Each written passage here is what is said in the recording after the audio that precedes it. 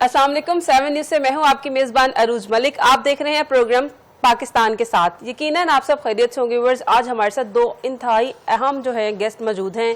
एक डॉक्टर सीमा है जो कि आई स्पेशलिस्ट हैं और दूसरी इरम है जो कि होम एक्सपर्ट हैं। तो चलते हैं हम डॉक्टर साहिबा की तरफ और जानने की कोशिश करते हैं कि आजकल क्योंकि मौसमियाती तब्दीली जो होती है उससे आंखें किस तरह से मुतासिर होती हैं, या बच्चों में जो नज़र के बहुत ज़्यादा मसाइल आ रहे हैं, स्क्विंट का बहुत ज़्यादा मसला आ रहा है, या आंखों में जो सोजिश हो जाती है, या आई साइट को किस तरह बेहतर किया जा सकता है। तो चलते हैं डॉक्टर सीमा की तरफ। अस्सलाम वालेकुम, कैसी हैं मैम आप? अल्हम्दुलिल्लाह।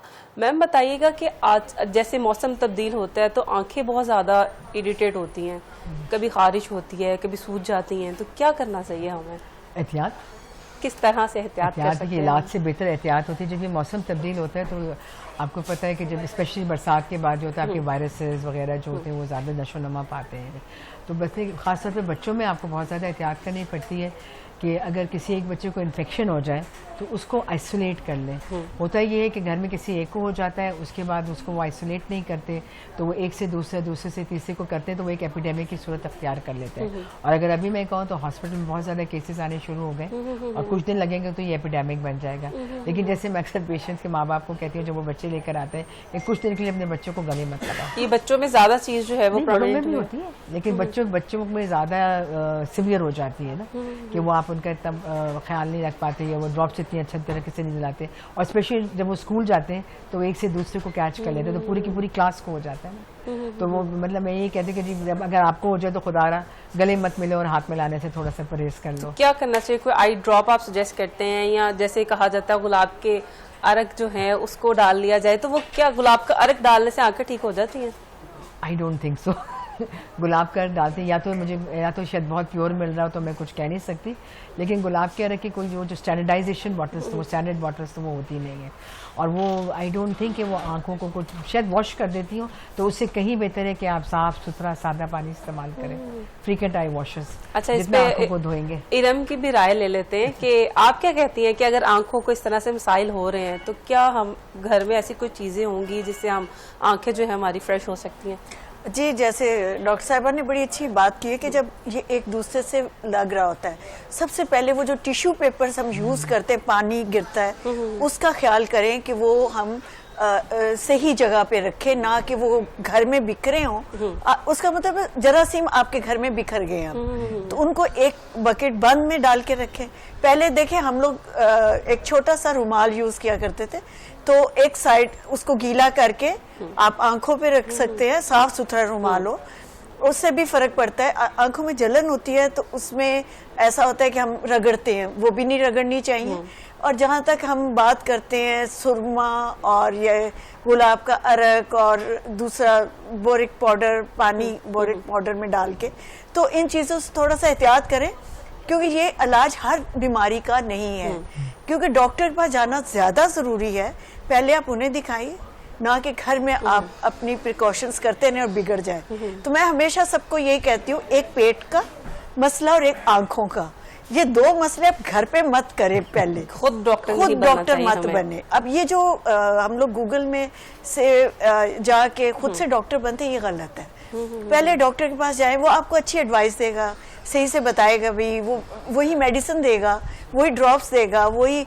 ये ना करें कि एक घर में एक हमारी माँ जी जो यूज़ कर रही हैं आई ड्रॉप्स या वो क्रीम डाल रही हैं आंखों में, जो होता है छोटे। अच्छा, नॉर्मली होता है ऐसे ही, वही हम बच्चों को दे देते हैं, लेके सबको हम उसी में लगा देते हैं कि नहीं ये ठीक है। हाँ, तो डॉक्टर साहिबा की तरफ वापस आते हैं और उनसे ये जानने की कोशिश करते हैं कि आजकल के बच्चों को इतनी ग्लासेस क्यों लगती जा रही हैं, आईसाइट क्यों वीक होती जा रही है? उसकी भी बहुत सारी बेटे वजूहात हैं। एक तो खैर थोड़ा सा मैं इनकी एक बात को ऐड ऑन करना चाहूँगी, जो उन्होंने सुरमा को मेंशन किया, तो सुरमा यकीनन हमारे माएँ भी बहुत सुरमा लगाया करती थी, बच्चों को भी लगाते थे, लेकिन अगर आपने सुरमा लगाना ज़रूरी ही समझा है तो हर एक की सुरमुची अलग होनी चाहिए, शेयर मत करें। सुरमा लगाने से नज़र तेज़ होती है? बिल्कुल भी नहीं होती लेकिन ये कि अगर लगाना ज़रूरी ही समझ लिया आपने, चले खूबसूरती के लिए, या कुछ लोगों का ख्याल होता था कि सुरमा लगाने से आंखें बड़ी हो जाएंगी, तो वो तो पैदाइशी तौर पे बड़ी होती है, तो वो बड़ी होती है, लेकिन अगर सुरमा लगाना ही है तो हर बच्चे की अलग होनी चाहिए, हर इंडिविजुअल की। आप शेयर करते हैं तो एक से दूसरे का इन्फेक्शन आप कैरी करते हैं, वो एक बहुत बड़ा सोर्स होता है। सेकेंडली, जैसे आपने बड़ी अच्छी बात कही थी, डॉक्टर गूगल से कम हाँ, डॉक्टर गूगल से come nice. And then coming towards your question कि आजकल बच्चों की आंखों में बिनाई कमजोरी, which is very very true. उसका एक बहुत बड़ी वजह तो हमारा एक्सेसिव स्क्रीन टाइम है। और WHO की डिफरेंट स्टडीज़ हैं और वो मतलब ये प्रिडिक्शन है कि बाय 2030-40 तक more than 75% of the children would be wearing glasses. और ये जो नैनक का नंबर है ये इतना ज़्यादा है कि एक तो होता है ना कि नॉर्मल स्फेरिकल नंबर है, तो जिन बच्चों का ज़्यादा एक्सेसिव स्क्रीन टाइम होता है उनका नंबर स्फेरिकल नहीं होता बल्कि सिलेंडर भी ऐड हो जाता है। सिलेंडर का मतलब ये होता है कि वो एक्सेसेस होते हैं, और जब सिलेंडर हो तो ये समझे कि बच्चों की विजन अब आप कभी भी 6 नहीं ला सकते। हाई सिलेंडर्स होते हैं तो ग्लासेस लगाने के बाद भी जो हम उम्मीद करते हैं कि जी वो आखिरी लाइन तक पढ़े, इट डज नॉट हैपन। बच्चों की विजन फिर पूरी लाइफ लॉन्ग कॉम्प्रोमाइज हो जाती है। तो we don't want our children to be compromise.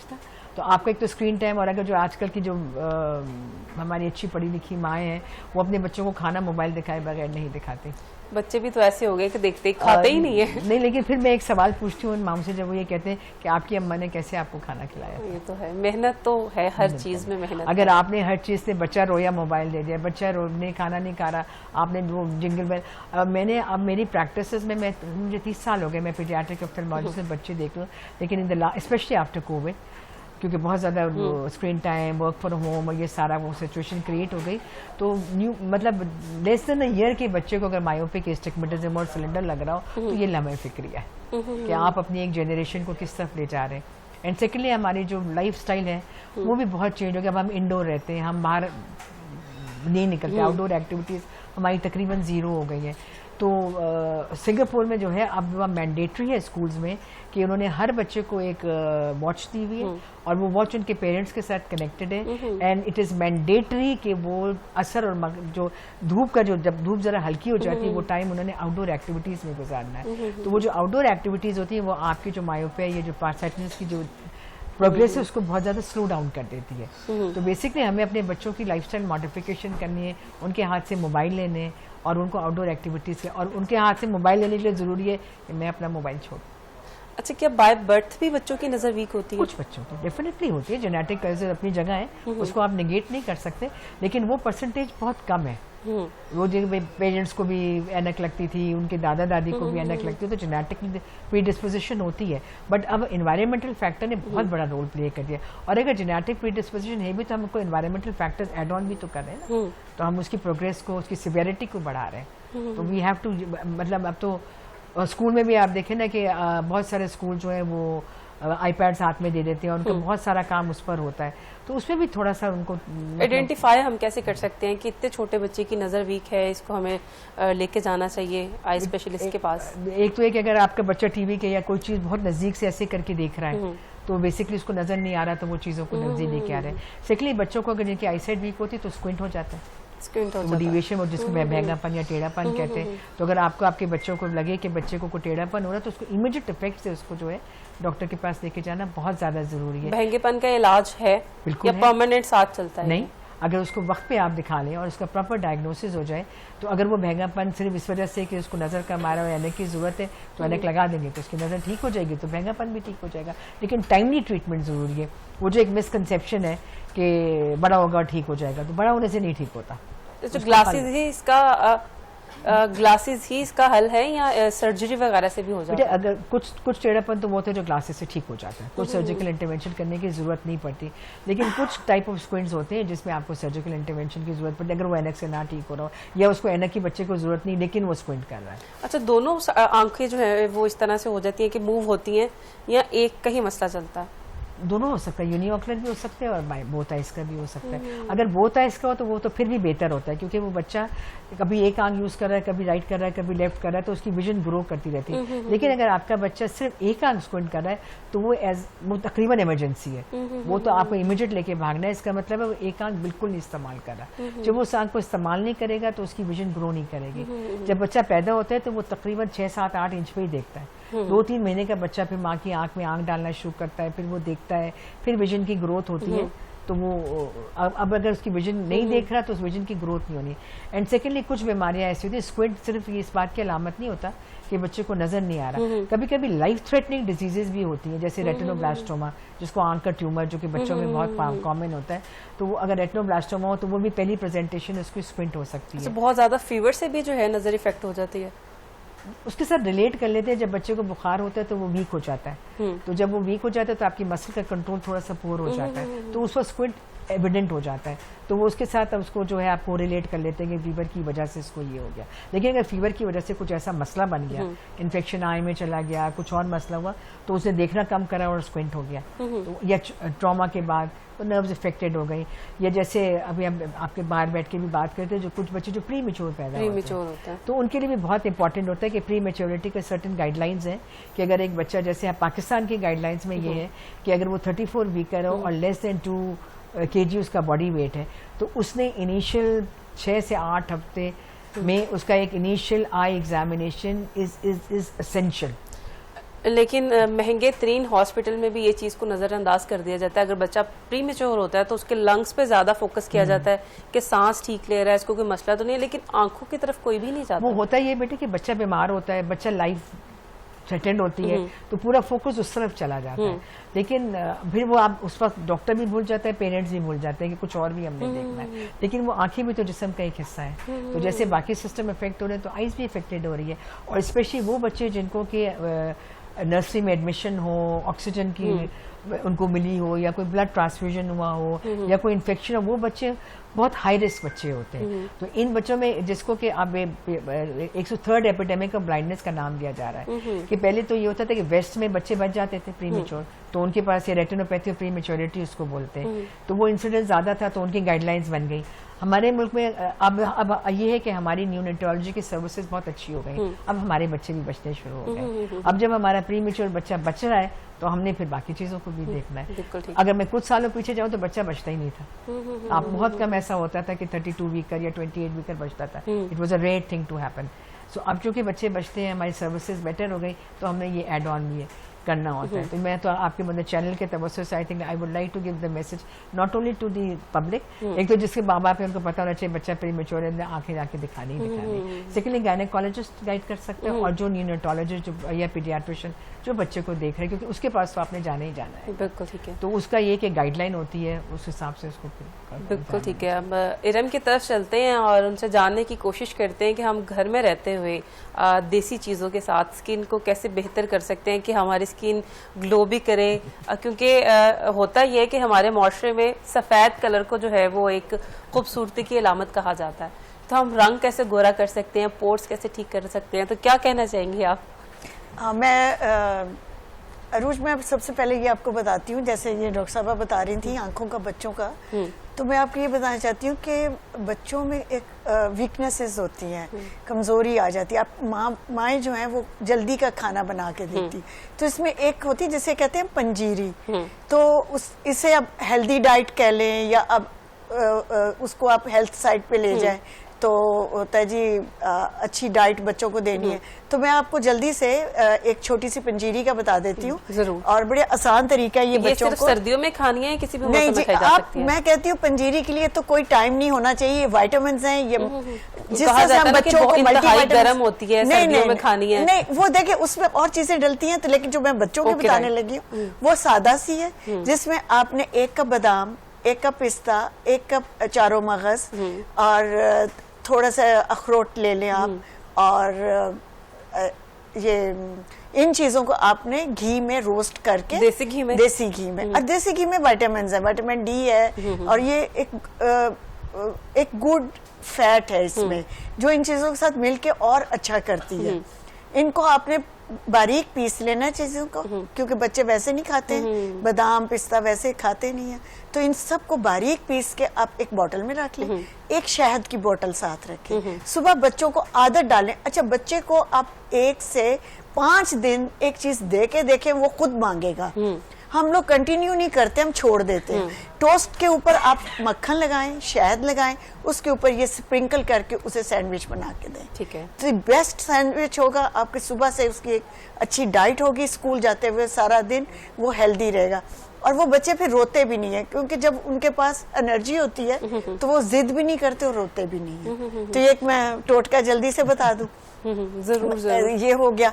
दूसरा, जब हम बात करते हैं स्किन की, हमारी जो आजकल मौसम जा रहा है, बरसात में मसाइल आते हैं, तो हम सबसे पहले आजकल जो स्किन वाइटनिंग की तरफ आ गए हैं। हर कोई चाहता है मैं खूबसूरत सफेद रंग हो, खूबसूरत लगे ना लगे, रंग सफेद होना चाहिए। हालांकि हमारे यहाँ खूबसूरती जो है वो गंदमी रंग की है। पंजाब का जो रंग है वो बड़ा ही खूबसूरत, इसको सोने वाला रंग कहते थे, कि गोल्डन कलर, सोना की तरह धमकता हुआ। आप पुरानी बुक्स में पढ़ें तो इस रंग को बहुत ज्यादा इजिप्शियंस ने और दूसरी जगहों पे भी इसको पसंद किया गया कि ये रंग बड़ा हसीन है। तो मैं अब सबको पैगाम ये देती हूँ, गोरा बनने की बजाय जो रंग है उसको खूबसूरत करो। तो उसके लिए हमें अपने चेहरे को नीट, क्लीन, साफ रखना है, इसका ख्याल रखना है, अच्छी डाइट लेनी है। जब हम कहते हैं हमारे मतलब मुंह पे दाने निकल आए हैं और पसीना बहुत आ रहा है, ऑयली हो रहा है, तो आप सबसे पहले अपनी डाइट देखें। सबसे पहले आप देखें आप दिन में या रात को आखिरी खाने में कितना फैट ले रहे हैं और कितना ऑयल ले रहे हैं। डिनर में जी, लास्ट जो खाना है देखिए, हम उसी में बर्गर खाते हैं। हर रोज रात को बच्चे रात को कहते हैं जी हमने बर्गर खाना है। लास्ट हमारा, अच्छा ये बर्गर हमारा रीजन की चीज ही नहीं थी, हमारी तो रोटी है भाई, सादा खाना है हमारा। वो खाना शुरू करें, आस्ता आस्ता आपको वही अच्छा लगने लग जाएगा। और ये ना स्नैक्स जो से होते थे हमारे, शाम को 4 बजे होते हैं या फिर सुबह को 11 बजे, ताकि थोड़ा सा टाइम मिले घूमना फिरना। हम पानी पीते हैं, दूध पीते हैं, चाय कॉफी ले लेते हैं, तो वो हमारी बॉडी में से निकल जाता है फैट और वो जो चीज। अच्छा, फिर हम बात करते हैं कि अपने फेस पे जैसे चिकनाहट आजकल हो रही है, तो सबसे पहले इस क्लींजिंग आती है। आप मुंह को साफ करें अच्छी तरह से, कैसे कि हमारे किचन में ही सब चीजें ऐसी होती हैं, सब चीजें ऐसी होती है। जैसे हम सुबह अच्छी तरह वजू करना, देखिए हमारे 5 दफा हम अच्छी तरह मुंह धोते हैं, सादे पानी से मुंह धोएं। अच्छा, फिर उसके बाद टोनर होता है, जैसे आजकल लीमू है, आप किचन में हमने स्कंजवी बनाई और लीमू जो बच गया उसको आप जाया ना करें, वो आपका बेस्ट एक क्लींजर है। उसको आप हल्का हल्का मुंह पे मल लें, उसके बाद मुंह धो लें, ना भी धोएं, कुछ देर लगा रहे, वो बुरा भी नहीं लग रहा होता, किसी टाइम भी कर लें। और जो लड़कियां जॉब करती हैं उनके लिए तो बहुत जरूरी है वो रात को अपने, क्योंकि वो दिन में मेकअप में भी होती हैं और उन्होंने काम भी वाइट लाइट में किया हुआ होता है सारे दिन का, तो उसके लिए उनके लिए जरूरी है कि रात को अपना चेहरा अच्छी तरह से धो के साफ करें, क्लीन करके उस पर मॉइस्चराइजिंग क्रीम लगाएं। अच्छा, मॉइस्चराइजिंग बहुत महंगी क्रीमों पे आप जाने की जरूरत नहीं है। हमारे हाथ में बहुत अच्छा सा मॉइस्चराइजिंग ऑलिव ऑयल या फिर कोकोनट ऑयल है। आप कोकोनट ऑयल में थोड़े, आप 1-2 ड्रॉप्स कोकोनट ऑयल के लें, 2-3 ड्रॉप्स पानी के डाल के उसे अच्छी तरह मिक्स करके चेहरे पे लगाएं, तो वो आपको हाइड्रेट भी करेगा और हल्का सोने से पहले ये लगाना, सोने से पहले। और सुबह आप डेली जैसे रूटीन में अपना फेस वॉश करते हो अच्छी तरह से। अच्छा, फेस वॉश में भी केमिकल्स होते हैं, तो उसमें भी आप कोशिश करें कि कम से कम केमिकल्स वाली चीजें लें। और बड़े अच्छे उपटन घर पे बन जाते हैं और जल्दी से उनसे मुंह धो लिया करें। और अगर आप कहें तो मैं उसकी छोटी रेसिपी बताती जाऊँ। जरूर। बादाम की खली ले लें और थोड़ा सा उसमें आप हल्दी डाल लें, ये सबसे इंस्टेंट बन सकता है। और इसमें आप लीमू घर रस बना के रखा हो, उसमें आप गुलाब का अरक डाल लें लीमू में, और साथ थोड़ा सा आप खीरा डाल के उसे एक बोतल में फ्रिज में रख लें, वो मुंह पे स्प्रे करें और इसको मल के चेहरे पे लगा लें। आपका ये एक तरह से स्क्रब भी है और आपका मुंह भी साफ हो जाएगा, साबुन की भी जरूरत नहीं होगी और ये केमिकल वाले किसी भी केमिकल की जरूरत नहीं होगी। तो जितने हम ज्यादा केमिकल यूज करेंगे, देखिए हम खा भी रहे हैं केमिकल्स, लगा भी रहे हैं, तो हम तो एक केमिकल की मशीन बन गए ना, हम एक पूरी फैक्ट्री बन गए केमिस्ट्री की। तो आप प्लीज अपने घर को घरेलू सतह पे काम जिंदगी भी तो इतनी मसरूफ हो गया ना कि घरेलू टोटकों की तरफ कोई जाता ही नहीं। हाँ जी, ये इंस्टेंट बना के रख सकते हैं आप, हफ्ते में 1 दिन अपना लगाएं, अपना दें। और बड़े अच्छी अच्छी प्रोडक्ट अब घरों में भी लोग बना के सेल करें, कोई आप अच्छी सी ले। आप ये भी ना करें कि जिसमें उन्होंने एक्स्ट्रा केमिकल डाल के आपको ख्वाब दिखाए हों कि आप बड़े हसीन हो जाएंगे, सफेद हो जाएंगे। एंटी एजिंग भी बड़ा चल रहा है कि इंसान नहीं चाहता कि जो उसकी उम्र है वो उतना दिखे, तो कम उम्र दिखने के लिए हमें स्किन पे क्या चीजें अप्लाई करनी चाहिए? अच्छा, एजिंग को हम रोक तो नहीं सकते हैं, लेकिन स्लो कर सकते हैं। उसके लिए हम अपने जैसे मसाज है फेस का, फेशियल मसाज रात को करके सोएं, ये कोकोनट ऑयल और पानी के साथ हल्के हल्के हाथ से मसाज, और कुछ योगा टिप्स होती हैं, योगा की मसाज होता है, वो शुरू करें। कोई ऐसे नीचे गर्दन के लिए, मुंह के लिए, चेहरे के लिए। आंखों को जब हम बहुत मोबाइल को हम आंखों के करीब करके देखते हैं, ये बड़े गौर से देखते हैं, ये सारी लाइंस हमें ज्यादा नजर आने लगी, अब यंग लड़कियों में नजर आने लग गई। तो ये इनसे थोड़ा सा करें कि अपने मोबाइल का जो डिस्टेंस है वो दूर रखें, और अगर जरूरत पड़ती हो तो ग्लासेस जरूर लगा लें। जैसा कि डॉक्टर साहब ने भी कहा है कि अगर हमारे ये वाले आंखों के मसल्स स्ट्रॉन्ग नहीं होंगे तो आईसाइट वीक होना शुरू हो जाती है। बिल्कुल ठीक है। डॉक्टर साहिबा की तरफ चलते हैं और उनसे जानने की कोशिश करते हैं कि आंखों के मसल्स को हम किस तरह से स्ट्रॉन्ग कर सकते हैं। क्या कोई एक्सरसाइजेज हैं, क्योंकि अक्सर डार्क सर्कल जो हैं वो भी हो जाते हैं और स्वेलिंग भी हो जाती है, तो किस तरह से हमसे बचा जा सकता है और इसकी वजूहात क्या हैं? बेटे, जो आंखों के मसल्स हैं वो तो कुछ होती हैं, उन बच्चों के लिए होती है जिनको स्क्विंट होते हैं और कन्वर्जेंस इनसफिशिएंसी जिसको कहते हैं, कि वो जो मसल्स हैं, कुदरत ने हमारे आंखों में वो एहलियत दी है कि हम देखें, इंस्टेंटली आप दूर भी देख लेते हो, आप नज़दीक भी देखते हो। When you are doing that, तो बेसिकली आपकी आई की मसल्स काम कर रही होती है जो आपको पता भी नहीं चलता। तो वो मसल्स अगर कन्वर्जेंस का मतलब है आंखों में, जब हम नज़दीक देते हैं तो आंखें अंदर की तरफ आती हैं। तो जिन बच्चों में वो डेफिशिएंसी होती है तो वो उनको पेंसिल पुशअप्स कहते हैं, कि वो एक पेंसिल को देखें, यहाँ दो नजरें आहिस्ता आहिस्ता करके उसको नज़दीक लाएं और उस 2 पॉइंट को एक कर लें, तो वो कर सकते हैं। लेकिन उससे ज़्यादा मैं कहूँगी कि आपका जो है ना, यानी कि पेन पकड़ के हमने यहाँ तक लाना है, जब यहाँ से दूर से वो आपको टिप बच्चों को जिनको कन्वर्जेंस इनसफिशिएंट उनको 2 नजर आएंगी, वो पुशअप करके बार बार लेकर आए तो वो देखें कि वो उसको पॉइंट्स उनको एक ही नजर आए। लेकिन इससे ज़्यादा इंपॉर्टेंट ये तो फिर भी मेरा नहीं ख्याल कि एक तो कोई इतना ज़्यादा आप कर भी नहीं सकते और कोई करता भी नहीं है, और बहुत ज़्यादा शायद फ़ायदा भी नहीं होता। जो मेरा यकीन है वो इस बात पर है कि अपनी लाइफस्टाइल मॉडिफिकेशन करें, आप वक्त पर उठें, वक्त पर सोएं, मोबाइल का इस्तेमाल उतना ही करें जितनी कि उसकी ज़रूरत है। जब बच्चे स्पेशली, जब आप भी अगर देखो, जब आप एक्सेसिव मोबाइल यूज़ करते हो ना, तो वही वाली बात कि आप यहाँ देख रहे हो फिर आप वहाँ बात कर रहे हो, तो आपकी जो कॉमोडेशन है वो तो बहुत ज़्यादा एक्सेसिवली यूज़ हो रही है, तो आइज टायर्ड हो जाएंगे। जब आइज टायर्ड हो जाएंगी तो आप करके शुरू करेंगे, और ज़्यादा टायर्ड हो जाएंगी। और जैसे रब ने कहा कि ये वो जो क्रोज फीट बन जाएंगे, फिर आप उसके पीछे भागेंगे कि ये क्यों बन गए। तो बेहतर ये कि अपनी आइज़ को आप कंफर्टेबल जोन में रखें, स्पेशली अगर आप जैसे कंप्यूटर पे, आप जैसे आपका ये सेटअप है, ये सारे बच्चे अब ये कंप्यूटर पे बैठे हैं, ये तो उनकी जॉब है, इनकी प्रोफेशन है, तो इनके लिए ज़रूरी ये कि इनका कंप्यूटर जो है उनकी हाइट, जो टेबल की हाइट ऐसी हो कि उनको ऐसे करके झुकना ना पड़े, उनकी गर्दन पे बोझ ना पड़े। एंड सेकेंडली, एक 20-20-20 का रूल होता है कि after every 20 minutes look at a distance of 20 feet for 20 seconds. Okay, so that will आपकी उस आंखों को थोड़ा सा रिलैक्सेशन का टाइम मिल जाता है। और बच्चों में होता है कि जब वो मोबाइल देख रहे होते हैं ना, तो वो ब्लिंक नहीं करते, वो ज़ॉम्बीज बन जाते हैं, वो ब्लिंक नहीं करते। जब वो ब्लिंक नहीं करते तो आपका जो हमारी टीयर फिल्म बनती है उसको स्प्रेड करने के लिए ये जो ब्लिंकिंग है वो बेसिकली हमारा प्रोटेक्टिव मैकेनिज्म है, आपकी टीयर फिल्म को स्प्रेड करते हैं। जब वो ब्लिंक नहीं करते तो वो जो आंसू बन रहे हैं, जिसमें आंखों को वेट रखना है, वो अपना काम खो बैठते हैं, तो उसमें फिर ड्राई आइज शुरू हो जाती है। जब ड्राई आइज होती है तो बच्चे आंखों को रब करना शुरू कर देते हैं, तो वो क्या होता है कि रब करने से आप कॉर्निया पे मुस्तकिल एक प्रेशर डाल रहे होते हैं, उसकी वजह से कॉर्निया की शेप चेंज हो जाती है। और एक बीमारी जिसको केराटोकोनस कहते हैं, जो कि एक्चुअली बच्चों की बीमारी नहीं थी और अडल्टहुड की बीमारी थी, अब बच्चों में भी वो आनी शुरू हो गई है। आंख मसलने से वो प्रेशर पड़ता है कॉर्निया पे, तो उसकी शेप को आप चेंज करना शुरू कर देते हैं, और बच्चा इतना जोर से रगड़ता है कि प्रेशर पड़ता है आंख के ऊपर। सो उसके लिए भी वही है कि मोबाइल जब उठे तो उसको उठा लो हर 20 मिनट के, तो खुदा के वजह से घर का एक चक्कर लगा कर और वो ब्लिंक करें, या फिर क्लियर सब्स्टिट्यूट्स देने पड़ते हैं। तो जब तक आप इस मोबाइल को अपनी ज़िंदगी से नहीं निकालेंगे, ना ये डार्क सर्कल्स दूर होने वाले हैं, ना आंखों की फटीग दूर होने वाली है। ये मतलब ये हमने खुद अपने पर इम्पोज किया। क्या नींद ना पूरी होने से भी आईसाइट की आंखें जो है इफेक्टेड होती हैं? नींद नहीं पूरी होगी तो वैसे आईज टायर्ड हो जाएंगी, तो आप सुबह उठेंगे तो आपको आंखें थकी हुई होंगी, तो आपको वैसे ब्लड नजर आना शुरू हो जाएगा। और स्पेशली हमारी जितनी जो माएँ हैं या जितनी यंग या जब शायद मैं भी शायद यही करती हूँ, जब सारे काम से फारिग हो जाते हैं, जब पलंग के ऊपर लेटते हैं तो मोबाइल को उठा लेते हैं।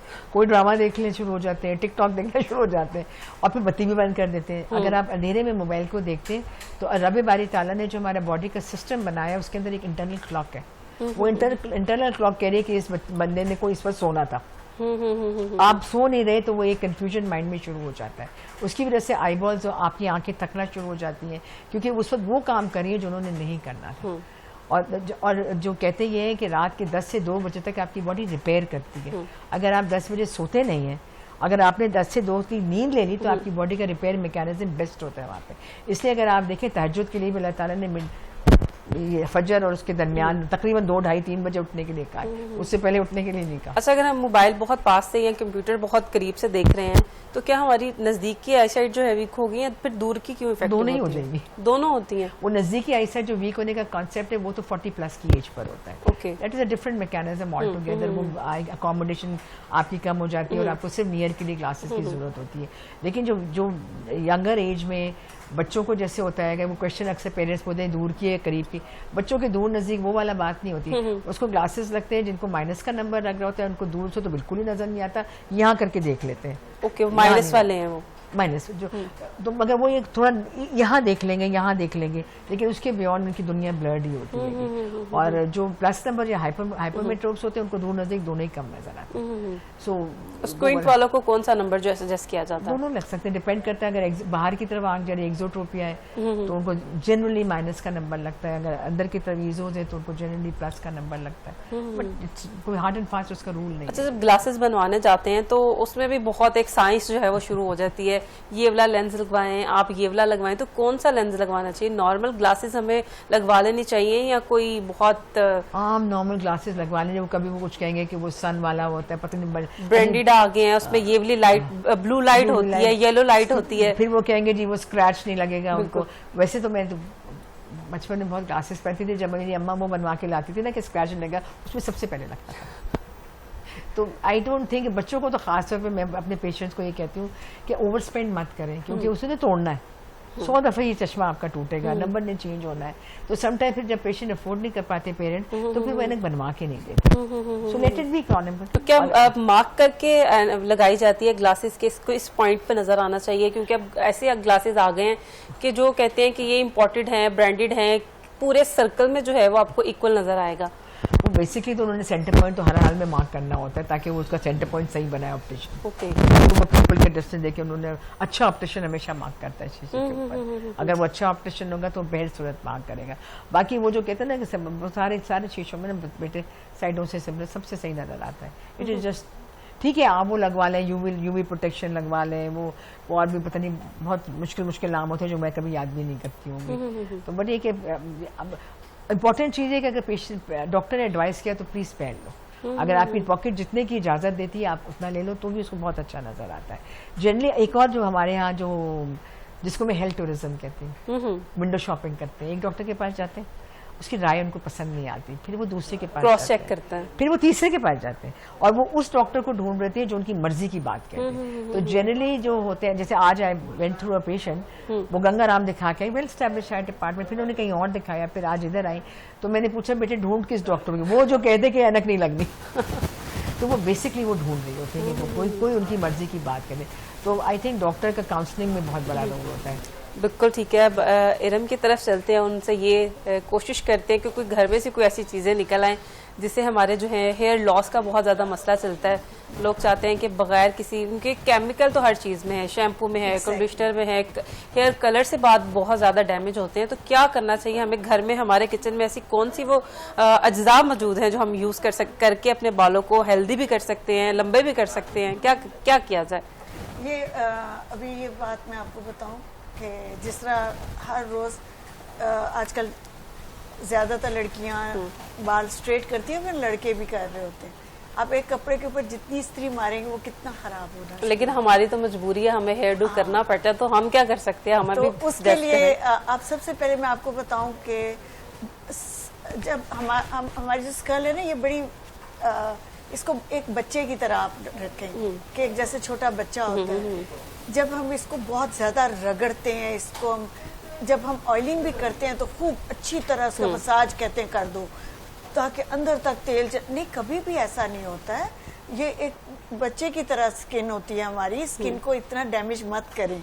उसके लिए ये है कि आप हल्के हाथ का मसाज रखें, और अपने जब आप शैम्पू करने लगे ना, तो सर के मतलब बालों के 3 पोर्शन होते हैं। एक बेबी हेयर जो स्कल होगी, फिर बीच में मिडल में जवान बाल होते हैं, एंड में बूढ़े आ जाते हैं। अच्छा, इनको बिल्कुल उसी तरह ट्रीट करें, बच्चों की तरह, बच्चों वाला खाना दें, सर स्कल को अच्छा सा ऑयल बना हुआ कोई हो घर पे, जैसे कोकोनट ऑयल है। अच्छा, सर्दियों के ऑयल डिफरेंट होते हैं और गर्मियों के डिफरेंट होते हैं, तो इसका भी ख्याल रखना चाहिए। हमारे यहाँ सरसों का तेल हमेशा हर वक्त अवेलेबल भी होता है, और हर मौसम के लिए मौसम में होता है, हमारे लिए ही है ये, इस रीजन के लिए। अब आप जाके देखें, बांग्लादेश में कोकोनट ऑयल ज्यादा यूज करते हैं, क्योंकि उनको कोकोनट ऑयल मिलता है और उनको जरूरत भी उसी की है। तो उस हिसाब से हम सरसों का तेल हल्के हाथों से, अच्छा साफ सुथरा सरसों का तेल हो, पुराना ना हो। सबसे पहली बात ये कि उसमें से फिर स्मेल भी आती।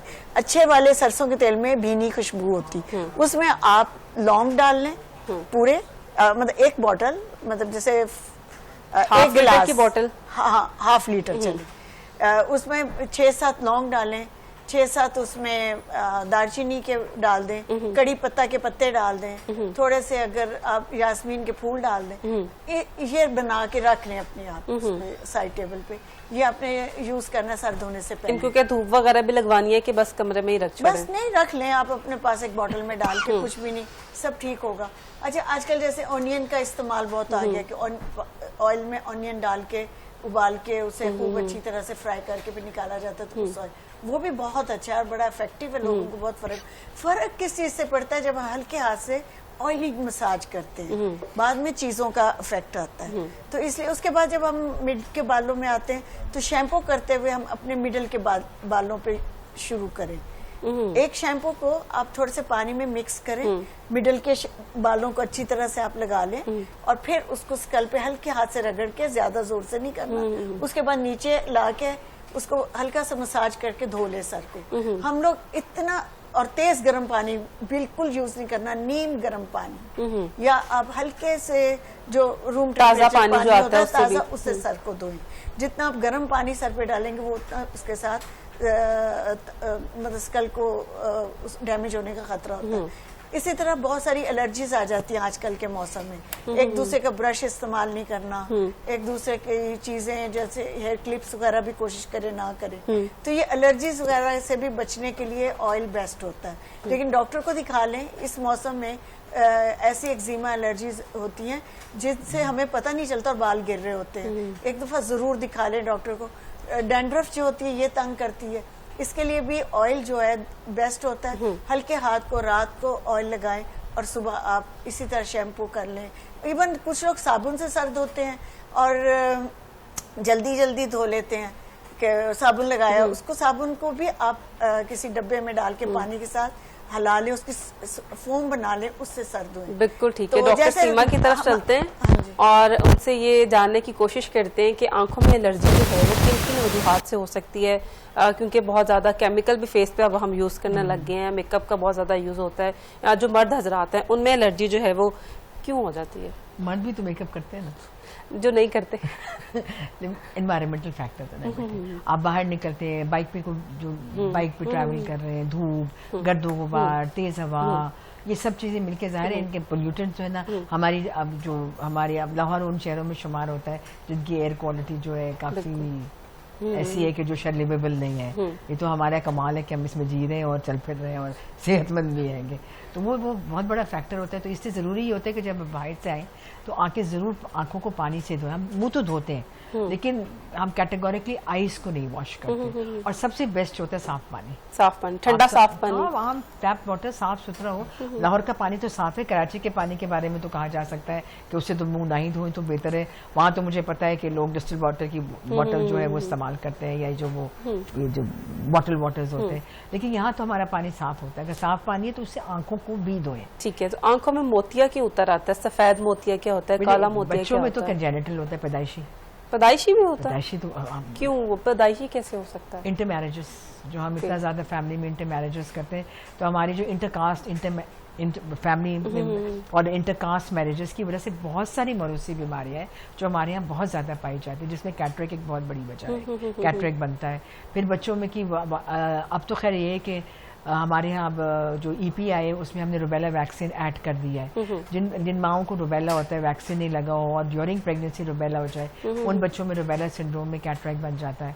तो फॉर्चुनेटली ये कि अब कुछ 4-5 साल हो गए, अब रूबेला वैक्सीन हमारे EPI में ऐड ऑन हो गया है, तो यकीनन आगे आने में। फिर बाकी ये कि ओल्ड एज में हमारा सन बहुत हार्श है, तो जो लोग धूप में ज़्यादा काम करते हैं उनको कैटरेक्ट जल्दी बन जाता है। बाकी एक जिसको सेनाइल कैटरेक्ट कहते हैं, जो एज के साथ जो एजिंग प्रोसेस है उसमें लेंस में जो चेंजेस आती हैं वो भी आपका एक नॉर्मल एजिंग प्रोसेस होता है।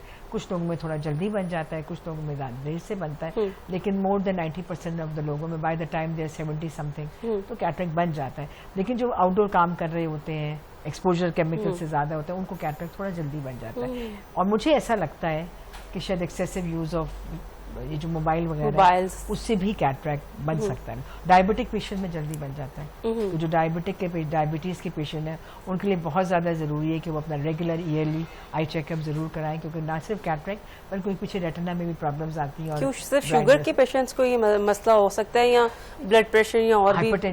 उसको भी होता है, कुछ हर वो बीमारी जो पूरे सिस्टम को इन्वॉल्व करती है। अच्छा, जो लोग डाइट बहुत ज़्यादा करते हैं और ये समझते हैं कि बस खाली पेट रहने से ही वजन कम होगा, उनकी भी नज़र इफेक्ट हो सकती है? बट डिपेंड करता है, अगर आपको ज़ाहिर है जो न्यूट्रिएंट्स अगर कम होंगे वो वैसे कमज़ोर वीक हो जाएंगे ना, तो आंखें वैसे ही बेचारी मसल्स को ऑब्वियसली वो जिससे बॉडी में असर उस तरह होता है, लेकिन ऐसा चांसेस उसके कम है। लेकिन गुड हेल्थ जो होती है आपकी थोड़ी बहुत नजर की कमी को कॉम्पनसेट भी कर लेती है ना। -0.5 वाला नंबर तो बहुत सारे लोग अगर आप देखेंगे ना तो वो ऐसे आराम से अपनी जिंदगी गुजार रहे होते हैं, क्योंकि उसको कॉम्पनसेशन कर रहे होते हैं। अब अगर आप वैसे ही वीक हो गए तो आपकी इम्यूनिटी कम हो गई, आप वैसे बीमार हैं, थके हुए हैं, तो आइज भी थकी हुई है। सर, नजर तेज करने के लिए मेडिसिन भी होती है या सिर्फ ग्लासेस ही होती हैं? सिर्फ ग्लासेस, कोई दवाई नहीं आई है। कुछ लोग वैसे इनको इरम को ज्यादा पता होगा कि वो सौंफ और बादाम और मिश्री का हमारी माएँ बना के दिया करती थी नजर तेज करने के लिए। इरम के पास वापस चलते हैं और उनसे दोबारा पूछते हैं।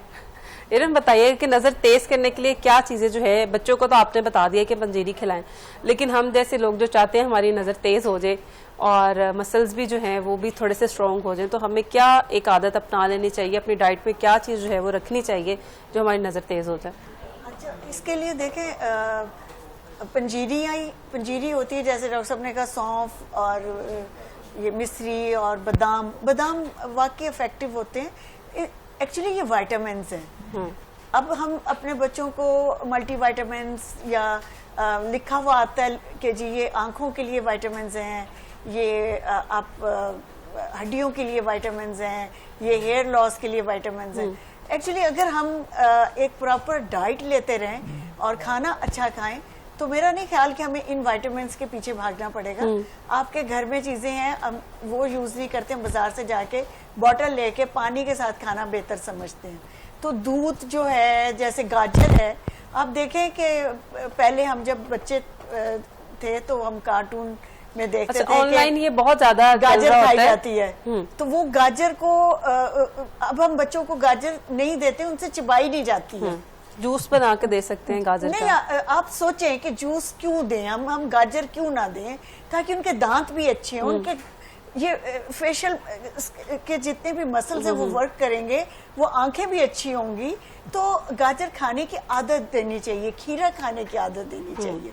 और जूस जो है ये तो देखिए जी बहुत से लोग नहीं बना सकते, हर किसी के नहीं है। अगर जो बच्चे नहीं भी ले सकते उसके लिए ये है कि जैसे गाजर का हलवा और गाजर की खीर सर्दियों में हमारे यहाँ घरों में रेगुलर होता है। लेकिन हलवे में हम उतना घी डाल देते हैं, उतनी चीनी डाल देते हैं, तो फिर गाजर कहाँ गई? नहीं, देखिए चीनी कम डलती है, उसमें घी ज्यादा होता है, वो ज्यादा अच्छा है। मैं कहती हूँ आप ऑयल और दूसरी चीजें खाने की बजाय हमें घी जरूर बच्चों को देना चाहिए। और ये पंजीरी बनती ही घी में है। ये लोग अब रोस्ट करते हैं तो ठीक है, रोस्ट भी कर ले, चलो खाएं तो सही कुछ। बिल्कुल ठीक है। इरम का पॉइंट अच्छा है कि देसी घी जो है उसमें आपने रोस्ट करना है, आप दूसरा घी पकड़े और उसमें इतना डालें। और क्या इरम ने कहा था, बहुत शुक्रिया इरम। अब लास्ट क्वेश्चन जो है वो हम डॉक्टर साहिबा से करते हैं कि हमारी आंखों के लिए कौन सा विटामिन जो है वो जरूरी है और हम उसे किस सोर्स से पूरा कर सकते हैं? Vitamin A vitamin A supplements आपकी रेटिना की हेल्थ को इम्प्रूव करते हैं। बाकी अगर आप जैसे फिश ज़्यादा खाओ, और विटामिन ए जो है आपका, जितने भी कैरेट में विटामिन ए होती है, इसलिए गाजर कहा जाता है कि गाजर खाने से जो है नज़र बेहतर हो जाती है, क्योंकि उसमें विटामिन ए होता है। और बाकी जैसे स्पिनच खाएं, जिन लोग बच्चों में आयरन डेफिशिएंसी होती है। आजकल जो सबसे ज़्यादा जो एक ट्रेंड है, जब जैसे एडिंग ऑन कि हमारे यहाँ थोड़ा सा रिवाज ख़त्म हो गया ब्रेस्ट फीडिंग का, तो बहुत ज़्यादा जो है बॉटल फेड है। और उससे ज़्यादा जो जुल्म होता है, जो मुझे लगता है, वो ये है कि हम गाय का दूध या वो आप जो गवाले से दूध ले रहे होते हैं, उस गवाले ने ऑलरेडी उस दूध के अंदर पानी मिलाया होता है और वो दूध भी नहीं होता। बहुत शुक्रिया, डॉक्टर सीमा हमारे साथ मौजूद थी और इरम हमारे साथ मौजूद थी। हमने बहुत अच्छी अच्छी बातें की, हमारी नज़र जो है वो किस तरह से बेहतर हो सकती है डॉक्टर साहब ने हमें ये बताया, और इरम ने ये बताया कि घर पे कौन सी चीज़ें मौजूद हैं जिससे हम दवाइयों से बच सकते हैं। इसके साथ ही हमें दीजिए इजाज़त, मिलते हैं अगले प्रोग्राम में। अल्लाह हाफिज़।